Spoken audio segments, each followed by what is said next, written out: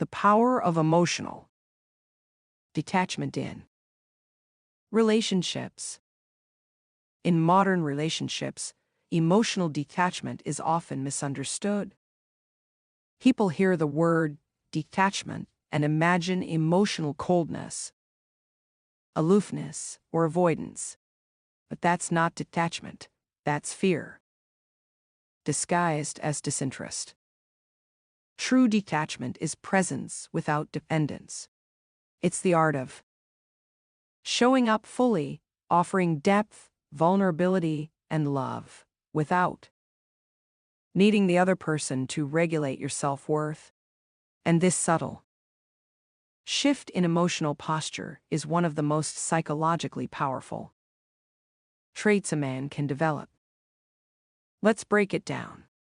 Detachment is not disconnection, it's emotional sovereignty. Most men confuse detachment with being indifferent or emotionally shut down. But real detachment means you remain centered, no matter what storm comes. It's not about being unavailable, it's about being unshakable. You can still care deeply. You can love her with open eyes and an open heart. But your sense of self, your peace, your confidence, your identity stays intact, with or without her. That's emotional sovereignty. That's what women trust. That's what people respect. Clinging pushes her away because it signals you've lost yourself. Here's something most men only learn after heartbreak. The more you cling, the more she pulls away. Not because she's cruel, not because she wants to hurt you, but because the moment your emotional balance depends on her attention, she instinctively feels it and loses respect. Respect is rooted in polarity, and polarity thrives in independence. A woman can feel your emotional dependency. She can feel when you orbit around her for validation. And when you place her at the center of your universe, she stops feeling magnetized by your presence because you're no longer a center yourself. Respect is earned through boundaries, not sacrifice. Love doesn't require self-erasure. You don't win a woman's heart by constantly proving your worth. In fact, the more you try to be enough, the more you confirm that you're not. Why? Because convincing energy is needy energy, and neediness kills attraction. A woman doesn't want to feel like your emotional lifeline. She wants to feel your presence, your grounded, non-anxious energy that says, I want you, I choose you, but I don't need you to be whole. That distinction is everything. Masculine energy is calm, selective, and rooted. The man who is always texting, always proving, always showing up without invitation becomes background noise. Why? Because he's always available. And what's always available rarely feels valuable. We desire what has weight, what takes effort to access, what feels intentional, not automatic. Detachment, in its healthiest form, reestablishes polarity. It creates that powerful contrast between presence and absence, allowing space for her to miss you, wonder about you, and feel your value again. Secure men detach from outcome, and that's what makes them magnetic.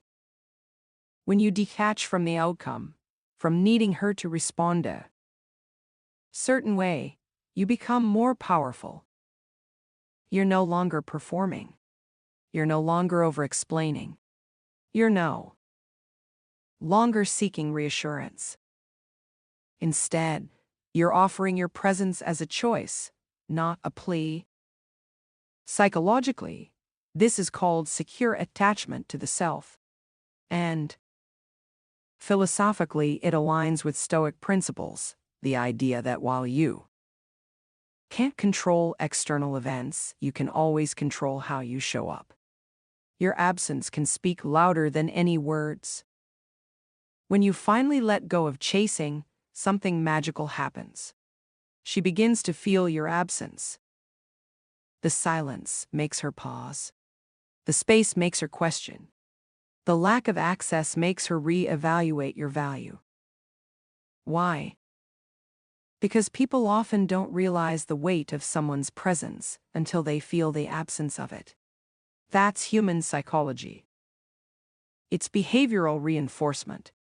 We chase what feels just out of reach, not what's constantly chasing us. Detachment is a leadership trait, not a manipulation tool. This is important. Detachment is not manipulation. It's not about playing games. It's not about withdrawing affection to gain control. It's about emotional leadership. About having such a clear sense of who you are that you don't hand your self-worth over to someone else's behavior. When you operate from a grounded, mission-driven life, you become less emotionally reactive and more emotionally attractive. She feels that. She trusts that. Because you've become the man who doesn't need reassurance to stay centered. You don't earn respect by staying too long. You earn it by knowing when to leave. This is where most men fail. They equate endurance with value. They believe that by staying through disrespect, they're proving their loyalty. But staying in chaos doesn't make you strong. It makes you afraid to be alone. And women feel that fear. They test boundaries. They push limits, not out of cruelty, but because we all test what we don't respect. A man who won't walk away when he's disrespected becomes part of the dysfunction. A man who will walk away, calmly, with dignity, even with love, commands attention. Because his standards are real. Let her chase your presence, not your validation. Here's the paradox of pursuit. The more you chase her, the less she values you. But the moment you stop, not in anger, but in clarity, she feels the shift. She feels that you've returned to yourself, that you've reclaimed your energy, that your peace is no longer negotiable. And in that shift, she sees the man again, the one who doesn't beg, the one who doesn't flinch, the one who leads himself. That man doesn't need to be chosen.